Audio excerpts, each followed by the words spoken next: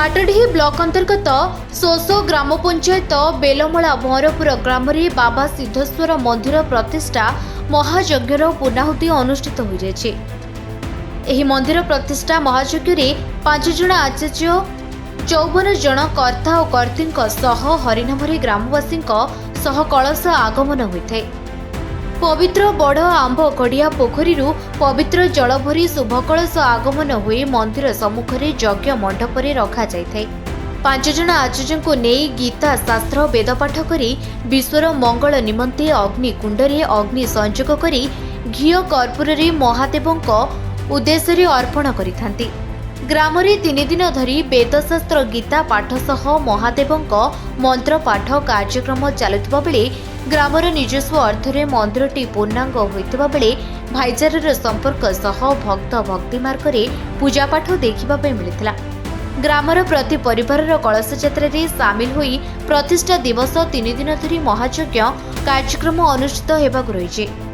ग्रामरे शैव मंदिर नूतन करबा द्वारा ग्रामरे परिवर्तन सह शांति मिलिथाय। नूतन मंदिर प्रतिष्ठा यज्ञ को नहीं भजन कीर्तन हरिनाम संकीर्तन पाला परिवेषण प्रसाद सेवन कार्यक्रम चलिथिला। ये मंदिरटी 18 वर्ष है आरंभ है। यार प्रतिष्ठाता थिले अमर कुमार जेना तांको घर भरपुर से दिन ठारू 18 वर्ष ठारू ये मंदिरटी ग्रामवासी मानक अनुदान रे आउ किछि बदान्य व्यक्तिंकर दान आसुथिबारु आज आम यही मंदिरटी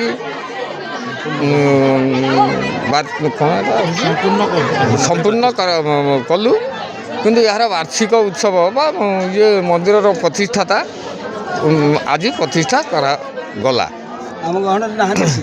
आउ आम गहन से जो प्रतिष्ठाता नहांती तांकर मृत्यु हो जाइए। तेणु तांकरी अनुगामी माने आज विभिन्न ग्रामरू किछि टंका आदाय करी बा बदान्य व्यक्तिंकर अवदान आज मंदिरटी गढ़ी तोली अछि।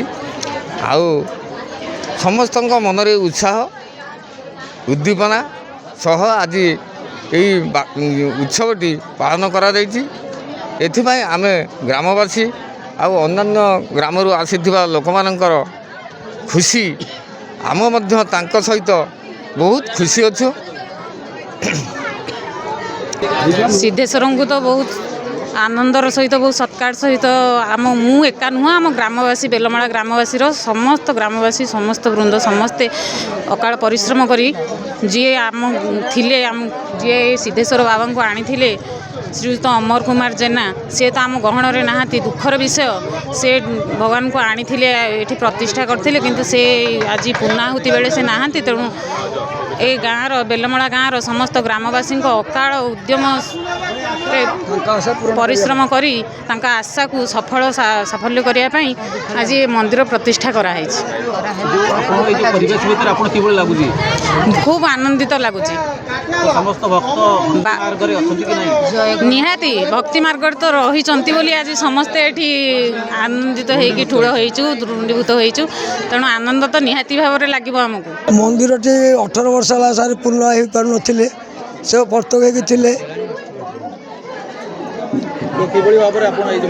बेलमला भंवरपुर ग्रामवासी की विशेष मोर अनुरोध से परिश्रम बाद आम मैंने आज एत दिन कर उद्घाटन कर प्रतिष्ठा करुचु परिश्रम 54 जन भितर कर्ता थिले 25 जन कर्ता आउ जे